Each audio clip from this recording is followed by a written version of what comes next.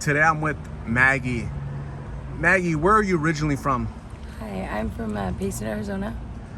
But unfortunately you're caught up over here on the streets. You're homeless out here in Phoenix, is that correct? I am, yes, for the past 8 months. The past 8 months. So what happened 8 months ago to cause you to become homeless? Well, about a year ago, actually, I was in an accident, a motorcycle accident. I ended up losing my foot. Prior to that, I owned a salon. Is it? Oh, okay. Yeah, I lost my foot. So, prior to that, I owned a salon for 8 years, and I've done hair for 10 years. Knew nothing about this. I mean, I've seen the streets. I don't think I ever really noticed the amount of homeless people. Definitely a lot more than normal, but I really never thought I'd see myself out here. But, I was in the accident. I ended up on fentanyl, unfortunately. That's something else I never thought I'd end up on, let alone any drug. Parents were drug addicts, kind of beat that whole stigma, and I prided myself on that, honestly. I really prided myself on that, ending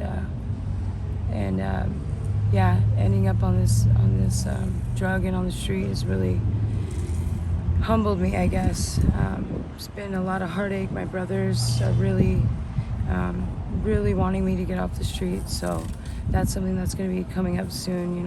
Obviously I want to get help, and but it's been really hard on them. We just lost my dad last month, so My condolences for your loss. thank you. You mentioned that you were in the hospital due to an accident on a motorcycle. Yes. And you were given fentanyl Yeah. by the doctors, right? A To lot of it. manage the pain. Oh yeah. So from the prescribed fentanyl to these counterfeit fentanyl pills on the street, what happened in between to cause you to come out here though? Okay. So I actually didn't even realize I was, what they call dope sick, or sick from not having pills. Because when I left the hospital, 2.5 months being in the hospital, that's a long time. And the doctor reassured me way in the beginning. I was in a coma for a week, 3 blood transfusion, 18 surgeries, skin graft, amputation. So, obviously I was concerned about being hooked on any type of medication, but I do trust the medical field. I did trust that they would wean me down, and that's what they promised me. So in between that, obviously I got out. I went and stayed with my brother, but they gave me a prescription. I ended up getting off the prescription, and it just kind of hit me one day. I was really sick, and I was talking to a friend of mine, and she's like, "Yeah, you're dope sick," and I was like, "Dope sick? Like, no," and I got really offended, honestly. I was really upset, and she's like, "Well, let me go talk to a friend of mine," and she came back 30 minutes later with one of these blue pills, and she's like, "I know, just hit this," and kind of showed me, and I had no idea that so many people were on this, and her husband's a firefighter, and she was a stay-at-home mom, and they apparently had been addicted to them for a year prior to this, so kind of made it easier for me to get into them as well, because I trusted them. So kind of started like that, and she's like, "Yeah, let me tell you a little secret," and she told me that her and her husband were on them, and I felt better instantly. I mean, instantly. So What's the biggest difference between the prescribed ones that the doctors are giving you and the hospital manage your pain versus the ones out here in the streets? Oh, you need a lot more out here. The ones in the hospital, they were giving me fentanyl shots through an IV, as well as Dilaudid and OxyContin in pill form, and then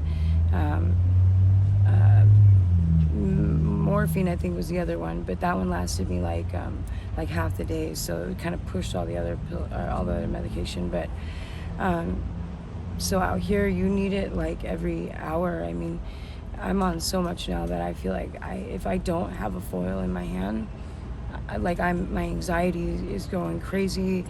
I feel like, I'm desperate. I'll do not anything for it, but, I've seen other people do anything for it. I really don't want it to get to that point, but I've stolen from stores. I've, anywhere from Target to Walmart to, Family Dollar. And there's drug dealers out here that they give you lists of things, and They give you pills for them. They don't want to pay for stuff, so what they need and what we need is what they have, and vice versa. They don't want to do the crime, so we're so desperate that they use that. So So even in you being in a wheelchair, you'll still go out there to a store and just do what you need to do to get product to boost. Yeah. Basically, it's boosting, right? Boosting, yeah, yep, boosting. Okay, and so you being out here 8 months, what are you seeing? Because what I'm noticing is a lot of young people. Yes. What's the youngest you've seen out here? 14. Oh God, this girl, and she is a sweetheart, and me and Josh look out for her, but we remember when she came out on the scene. The parks, I'm sure you've noticed, are like a group up place where they all hang out at, and that's kind of where we started because we didn't really know what to do or where to go.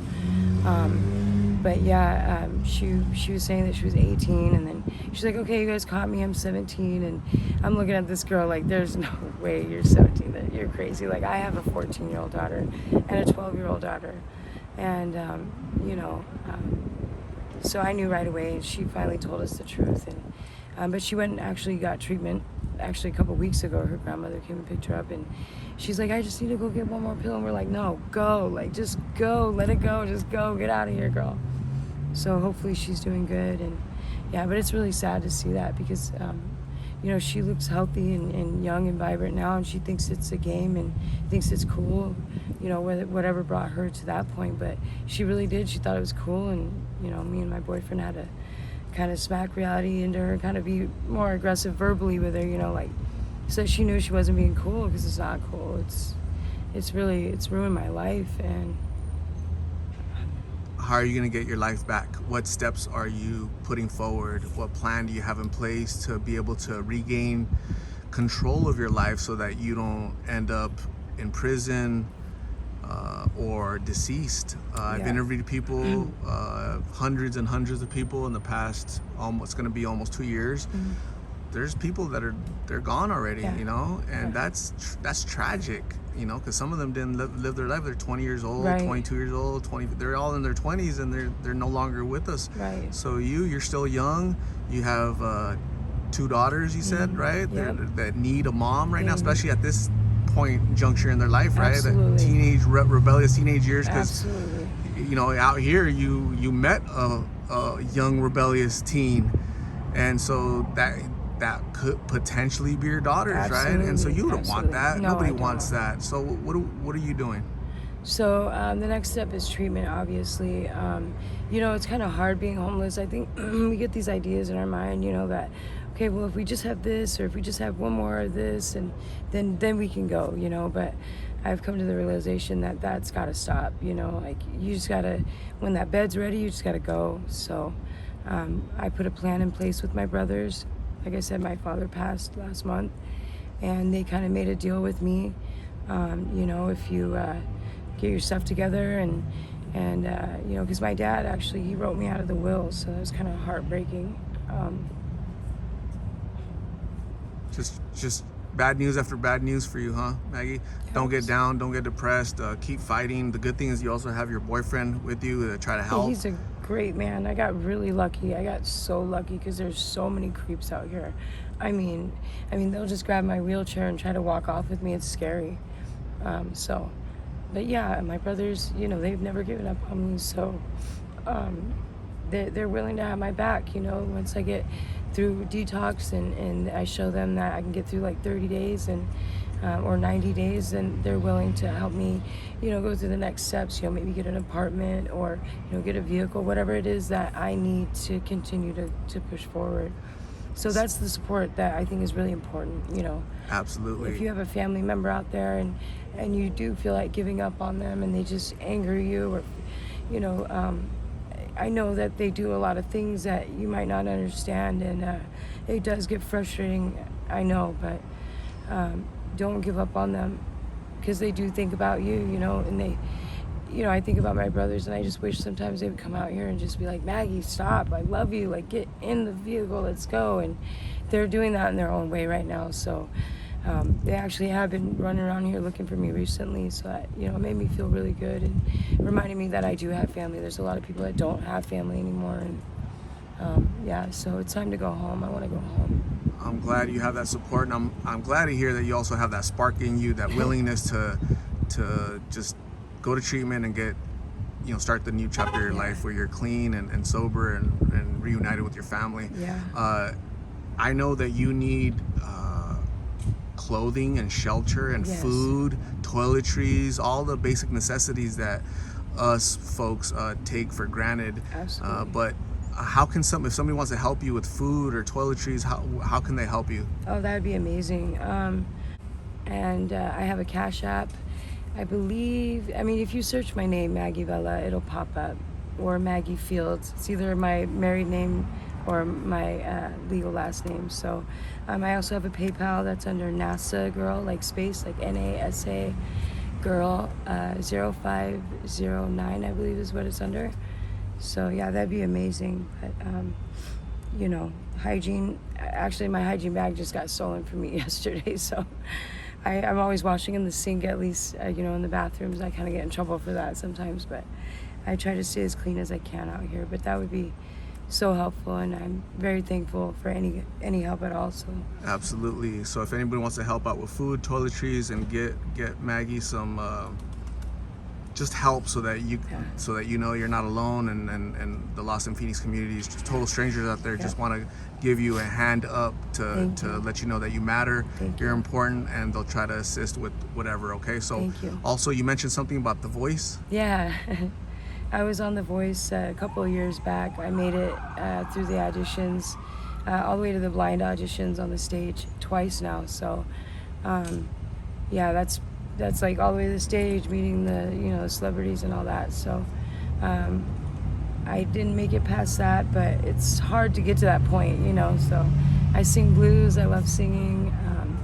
This actually really added to that. I kind of wonder sometimes if I was supposed to come down this path, to kind of really show me how to sing the blues, So it should be interesting. I definitely want to go do that again. So it should be interesting next time, that interview with them and what they do with me next time. So Absolutely, yeah. So maybe you'll have a different story going forward, right? When your recovery, your next chapter is going to look a lot different, right? Yep, so, absolutely. What are you able to sing anything? Just to... Yeah, I can do that.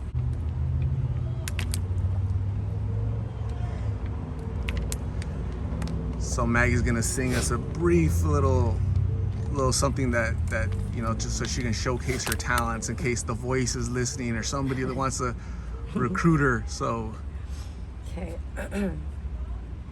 Is my time over? Can I learn how to give? Can I throw down these chains and find a new way to live? Sorry, that's beautiful. all I got right now. Thank Absolutely you. Beautiful, talented. Thank you very you. much, Maggie. Please stay Thank you. safe. It was really nice talking to you, and Yeah, hopefully me too. somebody Thank you. watches this and is encouraged to stay away from these pills, because as I mentioned, absolutely. the purpose of this channel is prevention through awareness. By you Yes. having the courage to share your story, Absolutely. you're going to save somebody's life. I hope so. Thank you, Maggie. Yep, you too. Thank you.